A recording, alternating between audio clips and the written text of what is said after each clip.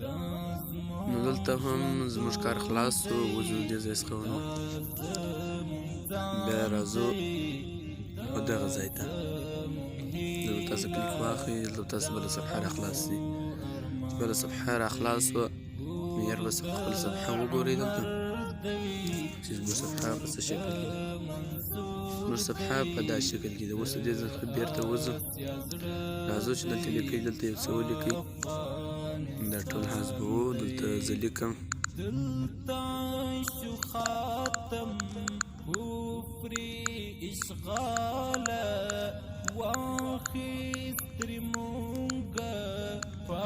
لاندې متن باندې کلیک وکړئ. نو بیا به راسو دلته فونټ ور انتخاب کو. دلته فونټ مې ورته انتخاب کړئ. دلته تاسو د متن رنګ هم تغییروای شئ. دلته متن ته لیکنې اندازه دا هم تاسو کنټرولولی شئ، هر څه چې تاسو ورکوئ. زه به دغه شل دروم. دلته بیا تاسو ته رنګونه درکوي. نو دلته زه په رنګ باندې کلیک کوم، تر څلورو پورې رنګونه درکوي. زه دغه دوه رنګه انتخابوم. راځم دلته رنګ دغه کوم، ورپسې رنګ بیا دغه کوم. بیا راځو دلته کښته کلیک کوو، کوم چې دغه ځای دی.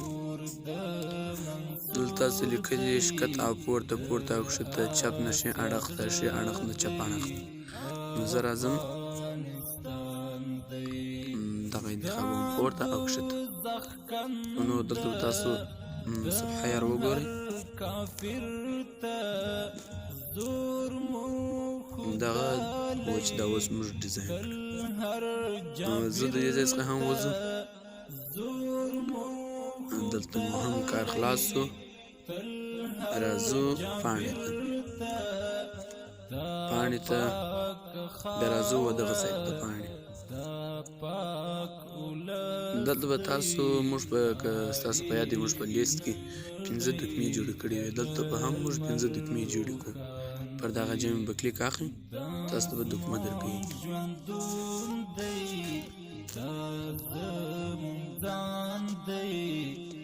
زه لیکمه اوله صفحه، بیا کوم دغه ځای چې تاسو درکړی دی شریکولو وړ، دا دغې صفحې ته چې تاسو شعر یا دغسې نور شیان ور واچوئ، لیکنې ور واچوئ.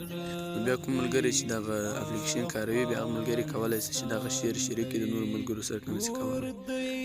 نو زه خیر کوم چې دا ملګري وکولی شي زموږ کنه چې دا شریک کړي. بیا په دغه جمع کلیک کوم، دلته تاسو ته بله صفحه درکوي. زه در 5 پورې صفحې لیکم. هر یو بچی خاورې تجمن دی، دلته احمد دی، دلته ملاله، دلته اکبر دی، هم میرویس خان دی. دا زموږ ژوندون دی، دا زموږ ځان دی. ما تر 5 پورې صفحې ولیکلې. بیا به تاسو راسئ، د دې ځای څخه به هم ووځئ. بیا به دلته کلیک واخلئ، وبوځئ. بیا به راسئ، د پاڼې ډیزاین به وکړو. د پاڼې ډیزاین ته تاسو کلیک وکړئ، ستاسو صفحه به تاسو سره خلاص شي. نور صفحه اوس په دا شکل کې ده. زه راځم، دلته تاسو فونټ انتخابولی شئ.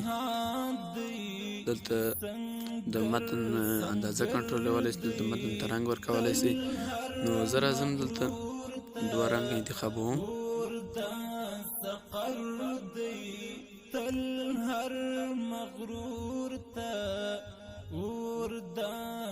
دلته تاسو صفحه یار وګورئ. موږ صفحه په دا شکل کې شوه. نو دلته بېرته به راسئ دغه ځای ته. دلته به تاسو بېرته کلیک اخلئ په دغه ځای څخه. بیا تاسو ته دغه ستاسو کومې صفحې چې تاسو جوړې کړې وې تاسو ته ګرد راوړئ. بیا به تاسو دلته داسې ډیزاین کوئ.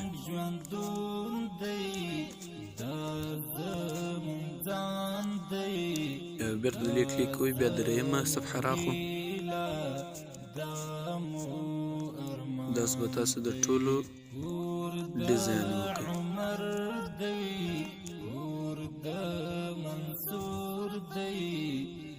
تاسو پر دغه ځای کلیک کوئ، بس په داسې ډیزاین کوئ لکه درې صفحې چې ما ډیزاین کړي، 2 صفحې پاتې دي، په دې خاطر چې بیا ویډیو ګټه نشي، نو زه ویډیو دروم دا هم ډیزاین کوم. نو ما هغه 2 صفحې چې پاتې وي هغه مې هم ډیزاین کړي. نو تاسو به دلته کلیک کوئ، پر دغه ځای باندې دلته به تاسو کلیک کوئ، تاسو خپل صفحې راخي دا چې به ډیزاین کړي لکه اوله چې مې ډیزاین کړه. اوس به دلته یار صفحه وګورو، نو زموږ صفحې چې راځي په دا شکل کې. نو راځو برته و دغه ځای ته. نو ملګرو ویډیو د 15 دقیقو واوښته، تقریبا 6 دقیقې ده.